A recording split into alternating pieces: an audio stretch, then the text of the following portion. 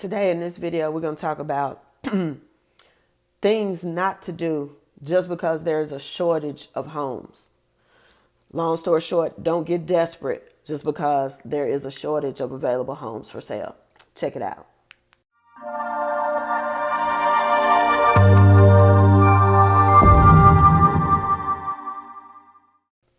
Hi, I'm Rhonda Burgess, and I'm a real estate broker and mortgage underwriter here in Nashville, Tennessee, and my firm is Southern Living Realty Partners. I'm just want to do this quick video to say this.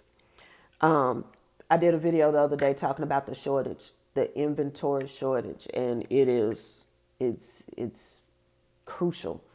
It is extraordinary. I've never seen a market like this. In 20 some odd years of doing real estate and being in mortgage and title and all that good stuff, I have never seen such a shortage of available properties on the market. Let me say this. Do not feel that you have to buy some junk. Okay? I know we all want to be homeowners.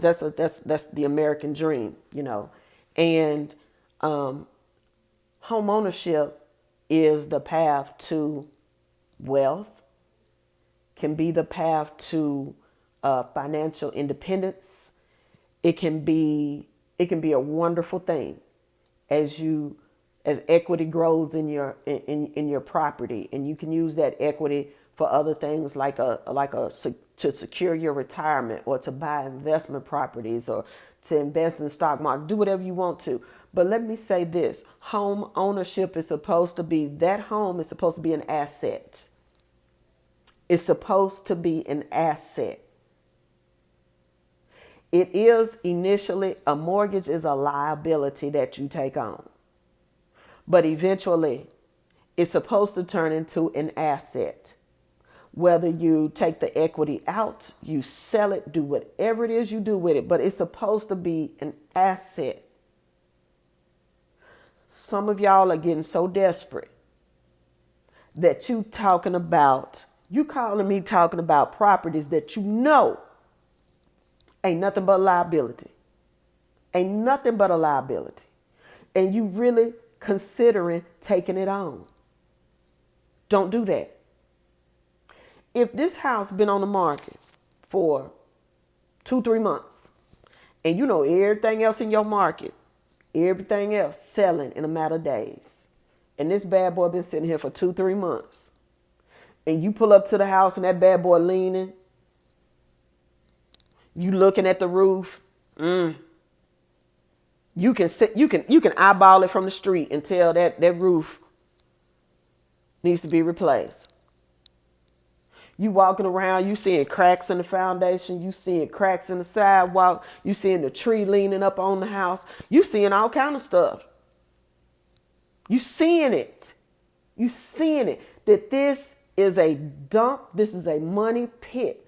But you so desperate for home ownership. Look, home ownership, it just ain't your time yet. I done told the Lord will make a way for you when it is your time. And he will put you in the right house. Y'all trying to make these square pegs fit in these round holes. Y'all calling me about these houses?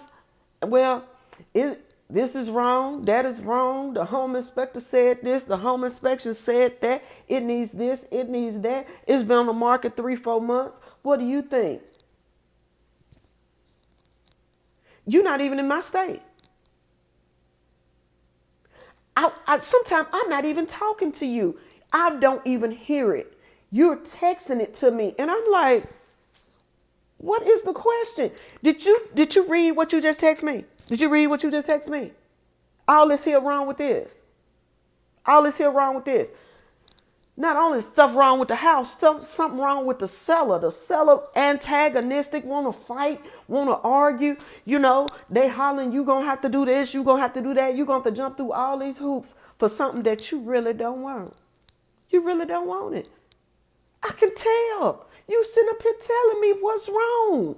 I just don't feel right about this. Look, when you hear that still small voice, when you can hear it, because I'm gonna tell you something. When I was in my 20s and 30s, I couldn't hear it. But I'm gonna tell you something. I hit 40 and now I'm over 50. Man, I can hear that still small voice, okay? The Lord be telling you, no, that's a bad move. That's a bad move. If it feels like a bad move, 9 times out of 10, it's a bad move.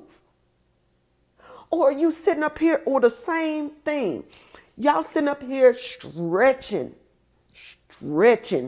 this budget to make this work. Y'all stretching this budget. Know you got kids in school in another state. Know you helping mom and them. Mama somebody at the nursing home or something. Or you going back, you know, y'all trading off because y'all can't even afford a home health nurse for your grandmama, your granddad, something. You stretched super thin. You working 2 jobs. And I mean, you working 2 full-time jobs to be able to afford this house. And I sit up there and I ask y'all, who you trying to impress? Because that house gonna keep you up all night long, every night, even if you get it.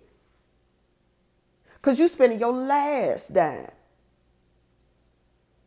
You over here talking about, oh, well, I don't need to go. Well, I can just, I can forego get my hair done. I can forego get my nails done. We just ain't going, we just ain't going to have, we ain't going to have no furniture. We ain't going to have this. We ain't going to have that, and all this and all that. What?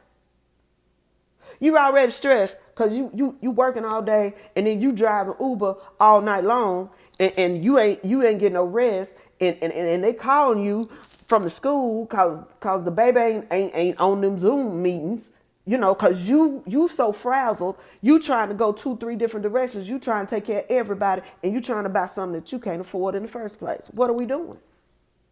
What are we doing? You know what? We trying to buy the wrong things. Whether the house is raggedy and the deal is going south and you still trying to salvage this, sometime the deal goes south because the Lord don't want you in there. He trying to tell you. He trying to tell you something. Y'all need to stop and listen. Or you spending your last to so what? So you have an address in this neighborhood? Who you trying to impress? What Joneses are you trying to keep up with? What is for you is for you. Some of y'all putting this stress on yourselves. Simply because you either trying to show out for other folk or you just so desperate to get something because home ownership, your girlfriend bought, your sister bought. But they ain't in the same situation as you. So don't try to keep up with the Joneses all the time. This is just not going to work. Some houses are not meant to be yours. And finally, I just want to share a little personal story with y'all. When the market crashed in like '08, it was bad. It was really, really bad, especially for us realtors. And in '07, I had bought my biggest house to date. Okay. I was in a relationship, but I wasn't married. And to be quite honest with you, I wasn't equally yoked. Okay. And I kept trying to make that square peg fit in that round hole too. Okay. And so we had bought this house. I had it built from the ground up, picked out the lot, everything, 3-car garage. It was 4 gigantic bedrooms. Oh, it was nice, honey. It was nice. Brick, all this stuff, corner lot. Oh, honey, it was wonderful. It was wonderful.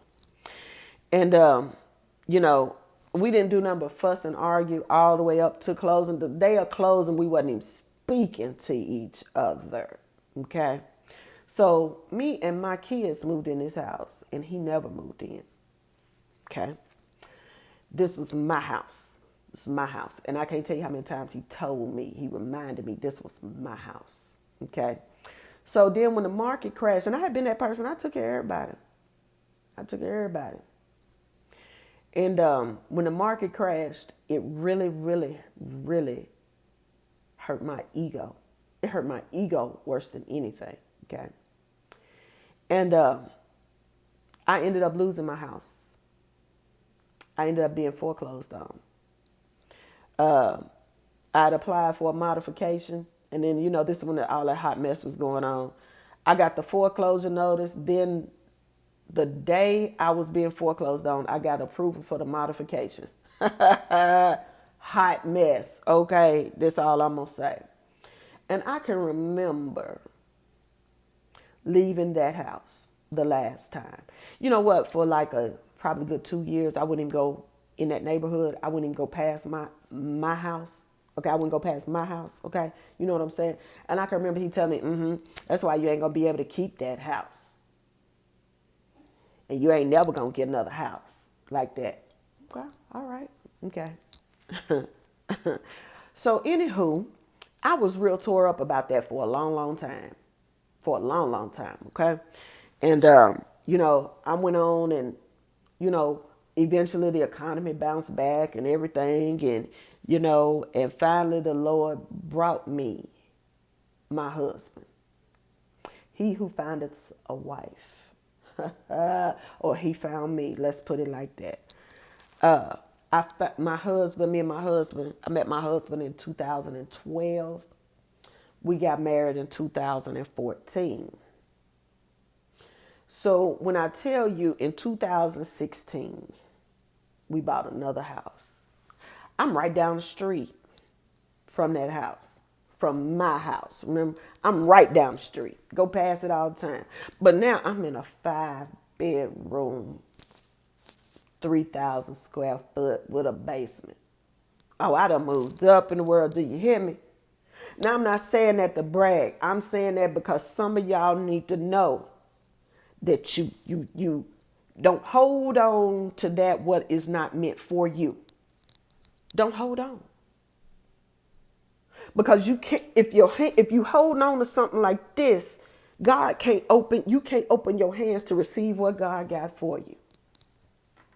I could preach on that, but I'm not going to go there. But I'm just trying to tell you, y'all holding on, wishing for some mess, when all you got to do is wait for God to bless you. And when he blesses you, it is, oh my God, it's 10 times better than what you thought you wanted.